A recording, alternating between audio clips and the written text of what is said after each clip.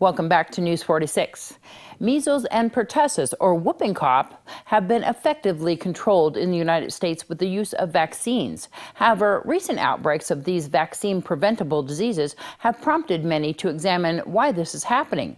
A review of recent research looks at whether the reluctance of some parents to have their children vaccinated plays a role in these outbreaks. This health tip is brought to you by Desert View Hospital and Mountain Valley Physicians Group. Don't put your health on hold. We have time for you. Call us to schedule your appointment. 775-751-7100. Hello, how are you? Most parents do the right thing and get their children vaccinated. Even if you go out and do the right thing, your child's risk depends on other people as well. Like whom they interact with on the playground, in school, and even within their own family. If there is a group of people which are unprotected, they can increase the risks of even those who are vaccinated. Dr. Saad Omer from Emory University and his colleagues reviewed published reports for both measles and pertussis. They specifically looked at the role vaccine refusal plays in outbreaks of both diseases. In the post-elimination era, for measles, vaccine refusal has played a role in these recent outbreaks. A majority of those cases occurred in those who did not get vaccines for philosophical or religious reasons. The contribution of vaccine refusal is higher in early part of epidemics compared to later parts, indicating that vaccine refusers provide those pockets of susceptibility, that tinder that can start the fire of an epidemic. For whooping cough, outbreaks are harder to control because the vaccine's protective immunity can wane over time. Waning immunity is a problem. But even in the context of waning immunity, you have vaccine refusal, which is playing a role. It is in everyone's benefit that everyone stays protected. Catherine Dolph, The JAMA Report. Thanks so much, Catherine. One of the more important public health achievements in the last 10 to 20 years has been the elimination of measles from the United States. Former Toronto Mayor Rob Ford has died. Ford, who had been battling an aggressive form of cancer, served for a decade as a city councilor before being elected mayor in 2010. The 46-year-old Ford gained international notoriety after a video surfaced in May of 2013 that apparently showed him using crack cocaine. He was re-elected to the city council in 2014 and was serving in that role at the time of his death. Great Basin College now has a nursing program. We caught up with two instructors to find out more. Well, the Department of Labor has given $2.2 million to establish these two programs in Winnemucca and in Pahrump. And nursing is a big industry right now. A lot of people are needed in the medical field in general, right? Yes, there's a huge need for nursing, and that's one of the reasons why we have established these satellite offices in smaller communities through Great Basin College. We serve a large population, and these two satellites make it easier for our nursing students to receive the clinical and the skills aspect of the education here locally in their communities. How's the three students doing right now? They are doing fantastically well. They're well supported by the community, by the clinical sites that have formed relationships with the college, and they've already been approached for job offers as soon as they graduate. What's the program consist of? The program consists of, it's a 2-year program. It's an associate's degree of nursing program.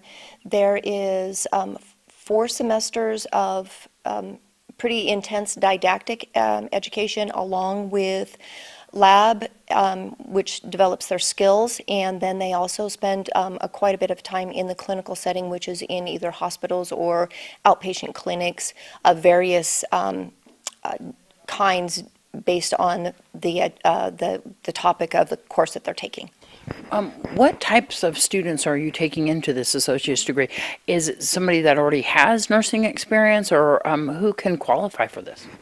Well, we will take any kind of student, and there's a wide demographic that do apply and are accepted, so there's really no limitation whatsoever. They would, to begin, come into my office on the campus here in Calvada and get advisement so that they follow the most efficient path towards the application process. But any age, any background can start the process. And what kind of requirements do they have to meet for the classes?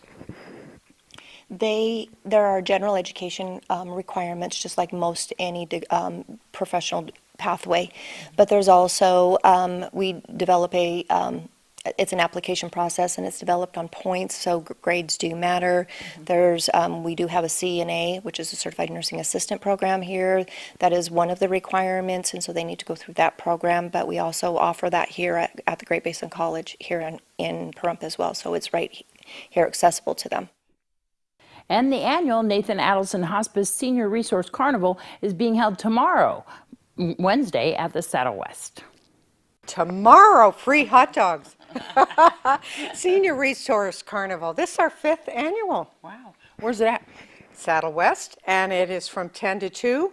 And as I say, there's free food. There's Danish in the morning. There's hot dogs. I might add, Assemblyman Oscarson is actually treating everyone to the lunch. Oh, wow. That's his gift for us. And then, so what kind of booths are going to be there? Because I know that this is a place to definitely get like a one-stop shopping. Yeah, you know, it can really vary. We have law firms represented. We have senior services like Nevada Welfare. We have Humana. We have Healthcare Partners. We have home health. We have hospices. So there's really a wide range of anything that we think the seniors might need a little bit of help with.